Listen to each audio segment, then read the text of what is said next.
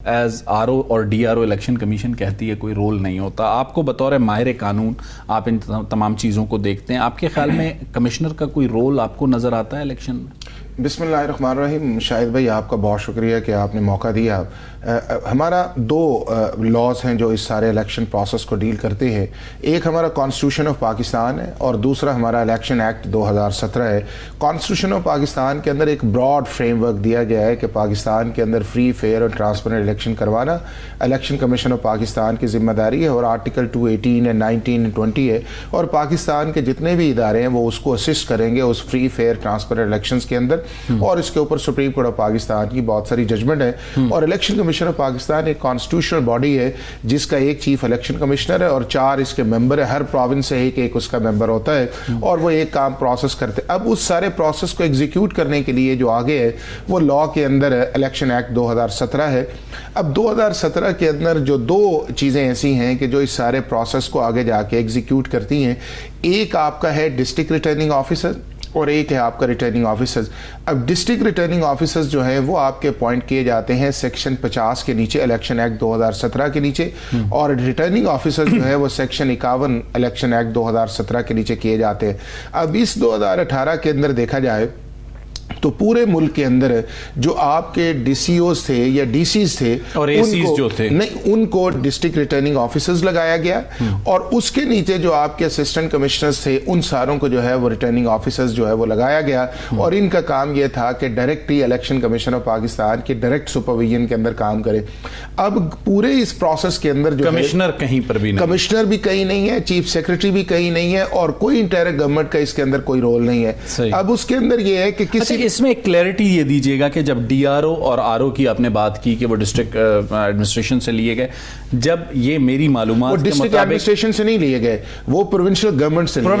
سے لیے گئے. اس میں آپ سے یہ سوال رکھنا چاہوں گا کہ جب الیکشن کمیشن کو چیف سیکرٹری پنجاب نے یا چیف سیکرٹری سندھ نے اور بلوچستان نے ان کی ذمہ داریاں تفویض کر دیں, تو ان کی جو سپرویژن ہے وہ چیف سیکرٹری پنجاب سے الیکشن کمیشن کو نہیں, ان کی کوئی سپرویژن نہیں ہے. یہی تو ایک سارا ہے کہ جس دن آپ کسی ریٹرننگ آفیسر کو یا ڈسٹرکٹ ریٹرننگ آفیسر کو کر دیتے ہیں تو اس کا ڈائریکٹ تعلق جو ہے وہ الیکشن کمیشن آف پاکستان کی طرف ہو جاتا ہے, چونکہ جتنی بھی انسٹرکشنز آنی ہے وہ ڈائریکٹ آپ نے الیکشن کمیشن آف پاکستان سے لینی, نہ آپ نے چیف سیکرٹری سے لینی ہے, نہ آپ نے کسی اور ادارے سے لینی ہے, اور نہ چیف منسٹر سے, نہ آپ نے اپنے کمشنر سے لینی ہے. ہاں کسی حد تک ہو سکتا ہے کہ ایک آپ کا ایڈمنسٹریٹو یونٹ ہے اور اس کے اندر آپ کو لاجسٹک کے لیے یا اس کے اندر جو ہے, لیکن ڈائریکٹ جو ہے آپ کے چیف کمشنر کا پاکستان کے کسی الیکٹرل پروسیس کے اندر جو ہے نہ تعلق ہے, نہ واسطہ ہے,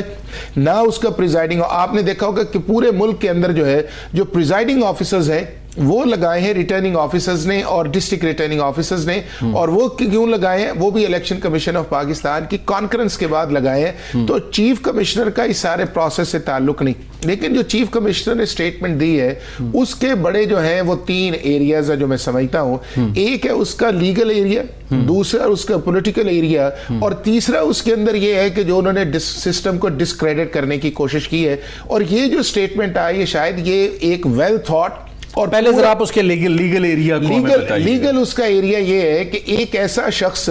جس کا اس پورے پروسیس سے تعلق نہیں ہے وہ اس ڈومین کے اندر جا کے پاکستان کے 2 ہائیسٹ کانسٹیٹیوشنل آفس کو اس نے ٹارگٹ کیا ہے. نہ صرف ٹارگٹ کیا ہے بلکہ ان کو سزا بھی سنائی ہے, اور سزا اس نے یہ سنائی ہے کہ اگر مجھے وہاں پہ سزا دی جائے, کچہری چوک کے اندر پھانسی دی جائے, تو ان دونوں لوگوں کو بھی یعنی کہ وہ خود ہی اس کا پروسیکیوٹر بنائے, خود ہی اس کا جج بنائے, اور خود ہی اس نے ایگزیکیوٹر بنائے کہ ان کو بھی اس کٹہرے کے اندر لے کے جائے. حالانکہ چیف جسٹس آف پاکستان کا تو اس پورے پروسیس سے تعلق نہیں ہے, عدلیہ کا اس بار کوئی رول نہیں. چیف سپریم کورٹ نے تو آپ کے جو 1.5 سال سے کنٹروورسی چل رہی تھی الیکشن کے متعلق, سپریم کورٹ نے ایک سوال آپ سے یہ کروں گا, چونکہ آپ نے کہا کہ ایڈمنسٹریٹولی ان کا کوئی لینا دینا نہیں بنتا, نہ وہ آر او تھے نہ ڈی آر او تھے, یہی موقف ہے الیکشن کمیشن کا. لیکن چلیں for the sake of argument ہم نے یہ تسلیم کر لیا کہ ان کے نظر سے کوئی بے ضابطگیاں گزری, انہوں نے یہ سارا منظر دیکھا, تو ان کے پاس ایز اے چیف کمشنر جو آپشنز تھے لیگلی اور جو قانون کے تحت, وہ چیف سیکرٹری پنجاب کو یہ لکھ سکتے تھے, وہ الیکشن کمیشن آف پاکستان کو لکھ سکتے تھے, وہ چیف جسٹس آف پاکستان کو ایون خط لکھ سکتے تھے کہ جی یہ بے ضابطگیاں میں نے دیکھی ہیں, یا یہ بے ضابطگیاں مجھ سے کروانے کی کوشش کی گئی ہے. اس کے بجائے پریس کانفرنس کا آپشن آپٹ کرنا، آپ کو نہیں لگتا اس کے پولیٹیکل موٹیوز ہیں؟ دیکھیں پولیٹیکلی تو موٹیو آپ کے سامنے آ گیا نا کہ آپ نے جو پورے راولپنڈی ڈویژنز کی 13 سیٹس تھی آپ نے اس کو ڈسکریڈٹ کر دیا، اور ایک دوسری سائڈز جو تھی جو اس سارے پروسیس سے ایڈوانٹیج لینا چاہ رہی تھی آپ نے اس لائن کو ٹو کر لیا، اور دوسرا اس کے اندر یہ کہا گیا کہ 70 ہزار کا جو مارجن ہے جو جیتے ہیں ہم نے انہیں ہروایا ہے، اور جو ہار رہے تھے انہیں ہم 70 ہزار کا دیا ہے، اور ساتھ یہ کہا کہ اس وقت بھی آن گوئنگ پروسیس جو ہے وہ اچھا بڑی انٹرسٹنگ بات ہے حافظ احسان صاحب، انہوں نے جو 70,000 ووٹوں کا ذکر کیا، ہم نے چونکہ دیکھنے کی کوشش کی، مری میں 38,000 کا ڈیفرنس ہے جو پی ایم ایل این کے ونر ہیں، اس کے علاوہ گجر خان میں راجہ پرویز اشرف پیپلز پارٹی کے ہیں 21,000، راجہ قمر الاسلام 13,000، ٹیکسلا میں P M L N backed independent ہیں 12,000 کی لیڈ سے جیتے ہیں، Abrar Ahmed 16,000، Hanif Abbasi 14,000، Daniyal Chaudhry 27,000، Chakwal 13,000 P M L N. تو کہیں پر بھی وہ نمبرز میچ نہیں ہو رہے جو چیف کمشنر نے نہیں دیکھیں نا شاید اس پوری اسٹیٹمنٹ کے اندر آپ یہ دیکھیں کہ ایک تو یہ ہے کہ جس ملک کے اندر آپ الیکشن سسٹم کو ہی ڈسکریڈٹ کر دیں اور ایک اس کے پورشن کو کر دیں تو آپ نے پورے سسٹم کے اوپر ایک کوسچن مارک کر دیا۔ دوسرا یہ ہے کہ پاکستان کے 2 ہائیسٹ کانسٹیٹیوشنل آفس سے آپ نے اس کو ٹارگٹ کر دیا۔ تیسرا یہ ہے کہ آپ کے نیچے جو لوگ کام کر رہے تھے جو ڈائریکٹلی آپ کے نیچے نہیں تھے۔ آپ کو 2013 یاد آتا ہے جب الیکشن کمیشن کے ایک اس وقت کے ایڈیشنل سیکرٹری محمد افضل صاحب تھے، انہوں نے 35 پنکچر کے ایک نیریٹو کی حمایت کی تھی، اور اس وقت بھی ایک ماحول بنا تھا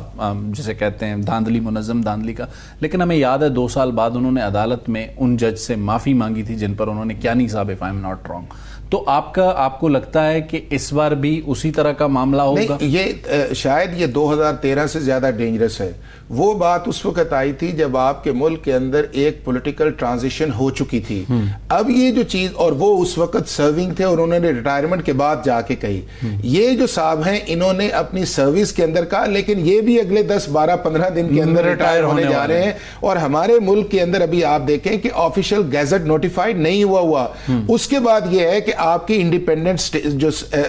لوگ ہیں وہ جائیں گے اور آپ کی ریزرو سیٹ یا منورٹیز کا آئے گا، پھر آپ کے ملک کے اندر جو ہے پرائم منسٹر یا چیف منسٹرز کا الیکشن ہوگا۔ اس پروسیس کے اندر آ کے یہ کہنا کہ میں اس ساری چیز کا ذمہ دار ہوں اور مجھے بھی سزا دیں اور اس کو بھی سزا دیں، آپ سمجھ رہے ہیں ایک نئی کنٹروورسی ڈیولپ کی گئی؟ شاید یہ کنٹروورسی نہیں ہے، یہ پاکستان کے پورے سسٹم کو لپیٹنے کی اور ڈسکریڈٹ کرنے کی کوشش ہے۔ آپ کے خیال میں اب الیکشن کمیشن آف پاکستان اور جوڈیشری، چونکہ 2 ایک ایسے آئینی ادارے ہیں جو اس سارے معاملے کو سیٹل ڈاؤن نہیں کر سکتے ہیں یا اس کو آخر تک پہنچا سکتے ہیں، انہیں کیا کرنے کی ضرورت ہے؟ دیکھیں چیز یہ ہے کہ آج کی جو سٹیٹمنٹ اس نے آپ کی پولیٹیکل ہائپ تو پورے ملک کے اندر کر دی نا، بالکل، اور جو مختلف پولیٹیکل پارٹیز تھی انہوں نے اس نیریٹو کو لیا۔ اب کوئی یہ نہیں کہہ رہا کہ ہوا کہ وہ کہہ رہے ہیں وہ دیکھیں چیف کمشنر نے کہا ہے۔ اب اس کے اندر جو ہائیسٹ رسپانسبلٹی ہے وہ پاکستان کی سپریم کورٹ کی ہے اور پاکستان کے الیکشن کمیشن کی ہے۔ اب الیکشن کمیشن اور سپریم کورٹ کو یہ چاہیے کہ دونوں اپنی انڈیپینڈنٹ اس کے اوپر انویسٹیگیٹ کریں،